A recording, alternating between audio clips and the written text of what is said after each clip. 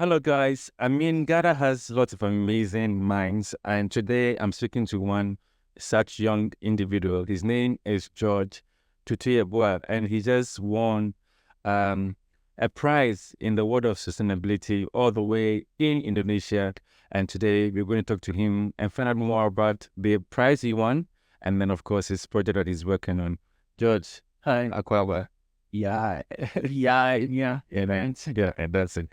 Good. So tell us, what is this prize that you won at Indonesia?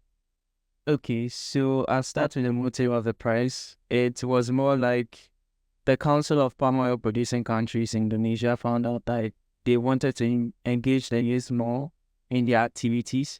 And so they put up this whole ambassadorial program such that you could sort of like apply and then you could see your idea if it resonates with whatever they have in their mind or whatever they want to do. And then they sort of like give me the position. So it's more like you work for it, but then at the end you're earning for it. So it's a 50-50 thing. Oh, cool. Yeah. So it's not just it's for palm oil producers across the world. They had their target countries. So we had Pakistan, we had Honduras. They were practically looking at producers of palm oil, and not every country can produce it. So they were just working with their countries that can produce it. So that was like the criteria. Cool. So that means you've been an ambassador for the project. For them for a period. Yes, for a period from 2023 down to 2024 November. Oh, good. And what has that role entailed?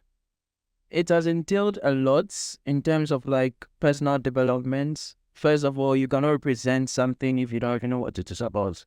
And then it also has to do with social media engagement. It also has to do with engagement with people from the industry. Like we went to Malaysia, Indonesia, like finding out how the industry really works rather than what Google just tells you. You just get like on the ground and know what's about. So yeah, I think that's answer your question. Yeah. So what has been that learning process for you? What have you realized throughout this process in terms of what the industry represents? Let's start maybe from Ghana.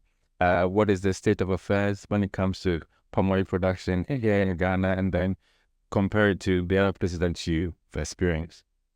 Okay, so first of all, the learning experience taught me one thing is that we don't know as much as we think we know because there is so much on the ground, there is so much that's happening, and there's very little we know and we think we know much. Again, we saw another thing that crossed my mind was that palm fruit can be the next cash crop, can be the next big thing. Like we see cocoa, like we see cashew, all of that.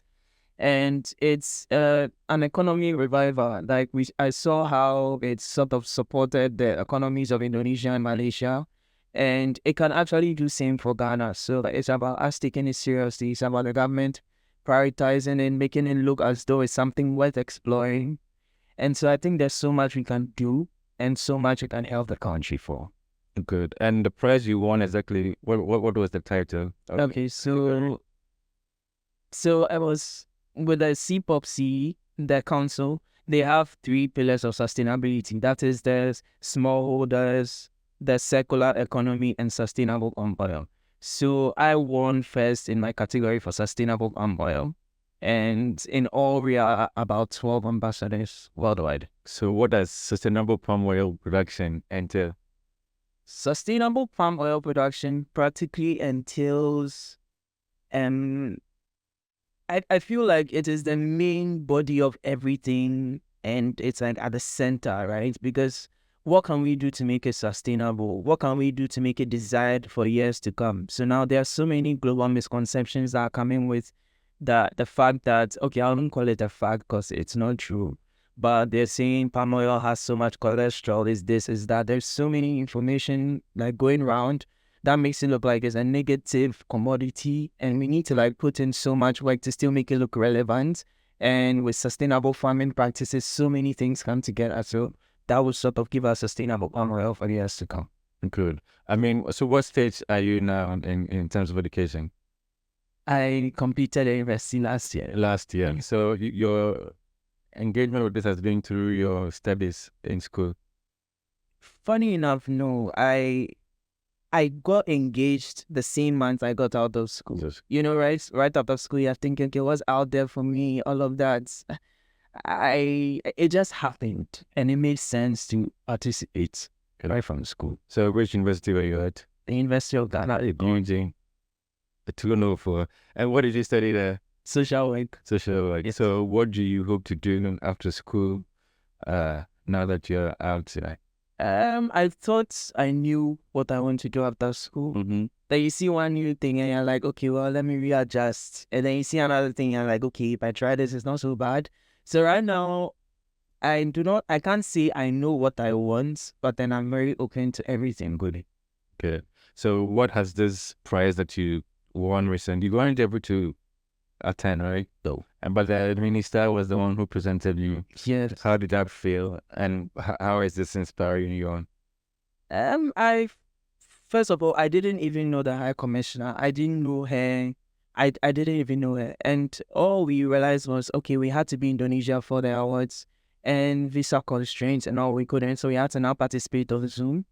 And so it was more like they mention our names and then we see someone walk up there for it. They're like, who is this? They realize that it's the High Commissioner. So it opened doors for us such that we now could have, correlation with her. We could actually have conversation with her. And I wonder how that would have happened. And it would have taken a long time if I had to do that from Ghana. So that was how it was. But I think it was a good process. We had fun. Good. I mean, while you're finding yourself in terms of what you want to do, we can only wish you the best. Obviously, you're a brilliant mind, and we will keep an eye out on what you turn out to be. And by the way, if you don't know, he's keeping in the family. We are related in a way, and so smart people inquire. So thank you so much, George, for sticking with us, and congratulations. Thank you. Bye. All right, guys, stick and stay for more amazing interviews only on Ameyaw TV.